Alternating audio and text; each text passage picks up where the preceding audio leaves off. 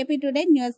పోలాకి మండలం మబగం గ్రామంలో శ్రీ చిన్నమ్మ తల్లి ఆలయం 8వ వార్షికోత్సవం సందర్భంగా గ్రామస్తులు కలిసి అమ్మవారికి ముర్రాట్లు సమర్పించి చల్లదనం చేసి ప్రత్యేక పూజలు నిర్వహించి తీర్థ ప్రసాదాలు స్వీకరించిన మన ప్రియతమ నాయకులు మాజీ శాసనసభ్యులు నియోజకవర్గ ఇన్ఛార్జి బగ్గు రమణమూర్తి సుగుణమ్మ దంపతులు మరియు గ్రామ ప్రజలు.